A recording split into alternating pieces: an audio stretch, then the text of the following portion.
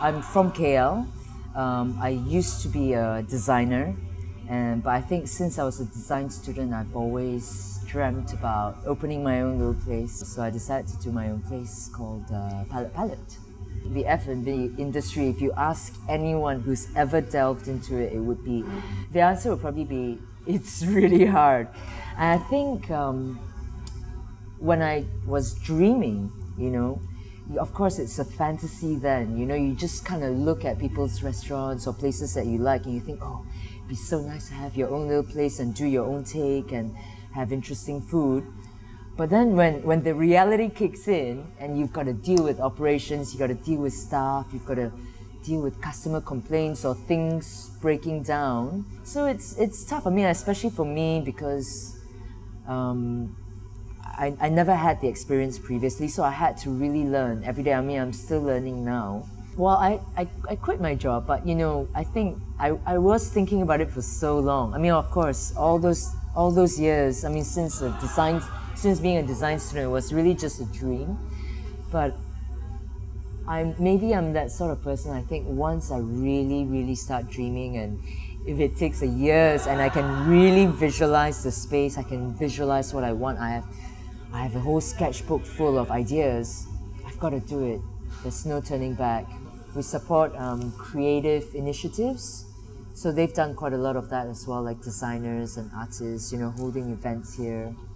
Environmental initiatives as well. People have come to know us as that niche kind of place, so we kind of like do interesting things like that, And through the music, it promotes itself, I mean, with all these really positive messages.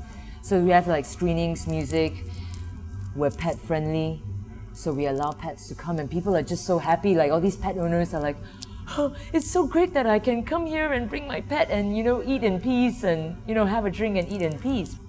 We like to be as open as possible, like to anything. You could say that maybe I'm not like business savvy, because if I was, yes, I'd probably say no to a lot of things. Plus, wait a minute, is this going to make me money?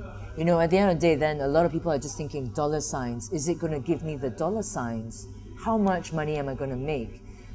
But I think that's really not, I mean, it's a business. It's still a business. I've got to make some money as long as I can cover my costs, or I can generate a little bit, as long as I don't lose out.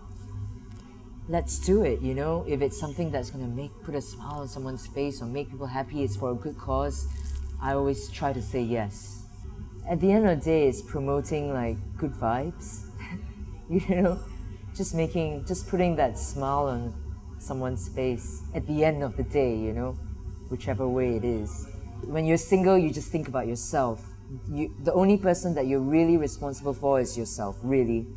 Then when you have a child, suddenly you're the only person that has to be responsible for this child. Then you start thinking about the child's education, or what's the child's future going to be like when you're just responsible for yourself. It's very easy to neglect, because at the end of the day, you're the one that's responsible. So you can abuse yourself in many ways, whether it's not eating on time, not like sleeping enough, or, just stressing out and not listening to your body. So I think when the baby came along, suddenly this body is not just yours, it's a home for a new baby. So you can't afford to abuse your body anymore. You've got to rest, you've got to eat well, you've got to be happy, you've got to do all these things. And then I think, then you think about what are your priorities in life. You suddenly things change, Maybe for a while it was just a restaurant and I was getting so stressed. But then when baby comes, it's like, wait a minute, that's my priority now. And actually, life is a priority first and foremost, I follow my heart. I follow my gut instinct. And I'll just need on those days, I just need one customer coming up to me and say, hey, you know what, I really love your place. Thank you for doing this. Thank you for having this place, or showing this film, or showing this really nice party, because I had a really good time.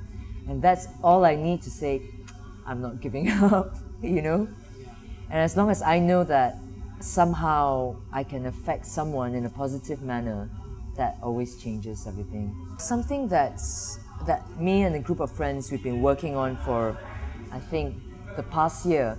I mean, nothing is on paper yet, but it's this little project called Recycolution.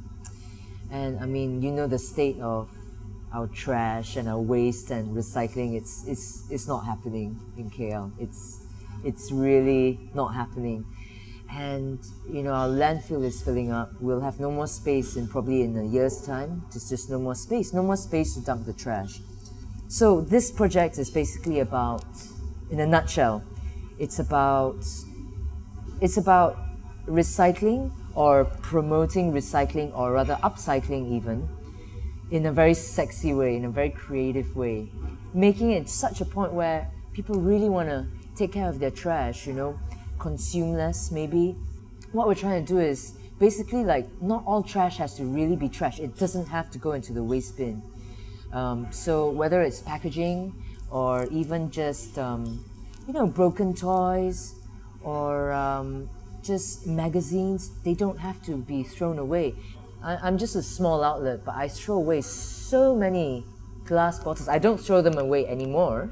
I used to, because there's no recycling facilities around here, right?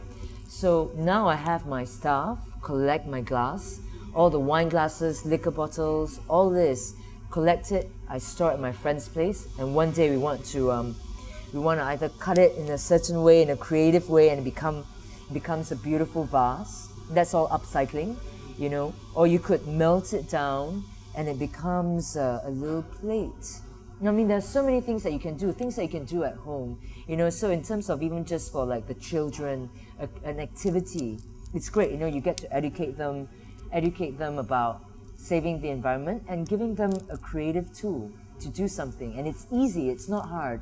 So we want to have like workshops, proper workshops with technicians, show them how easy it is. Bring your trash, let me show you how you can make it something really beautiful. And of course, at the same time, we have the advocacy part, which is hoping to make change, hopefully within government, you know, get them to kind of support us. And we're hoping to get a physical space where we can actually do all this, you know, where you have a whole warehouse full of materials, a workshop, a retail space that sells all this stuff. I mean, we also want to be really transparent, where with each product that, let's say, that you buy, you know, whether, let's say, for example, it's a basket, it would tell you, you know, how much of it is actually all from recycled materials. You know, maybe you might have needed like new sewing thread, very transparent, that's new, we had to use that, but this is old, we saved it from the trash. Or maybe this is, you know, we also want to work with communities, like maybe the disabled, single mothers. So we empower them with like new skills, design skills, you know, like, look, you can use this material, here's the material, we've collected all this for you. Here's the design skill, something that they can work with depending on who they are, you know? And that is great already. And then you're working with materials that would have otherwise gone to waste. And then you're helping them sell it back, and it's very transparent, who made it, from which society, all that kind of stuff. So at the end of the day, you're not just donating, but it's a great message, great awareness, I think. So it's really a win-win all around. There's no color, there's no race, we're all equal. We can all speak to each other one-on-one. There's no like, oh, I'm holier than thou, I'm higher than you, or I'm a nobody, or, you know, if we can all come together on that same level, I think that would be great, because then a lot of things can be done, you know, because then we will also start respecting each other as who we are, and we're all the same, actually, you know, that there's nothing different, you know. I think if that can happen, that would be really great for Malaysia. Well, for the environment, I mean, hopefully with just my very small steps as an individual, just changing little things in my lifestyle, you know, hopefully that already just helps in my own little way do something. And then through Recycolution, that's where I hope it would reach the masses, because I want to basically show people how easy it is to go green, you know, whether it's recycling or, you know, it's easy. If you want to, you can, step by step, you know, you don't have to go crazy and go extreme. But I think all these little steps, working with government, you know, hopefully being able to, you know, really get them to educate the public. Hopefully that can make some impact for the environment at least. And with equality and all that, you know, I think that's what I believe in it. I try to show it in my film screenings. I try to support causes like that, you know.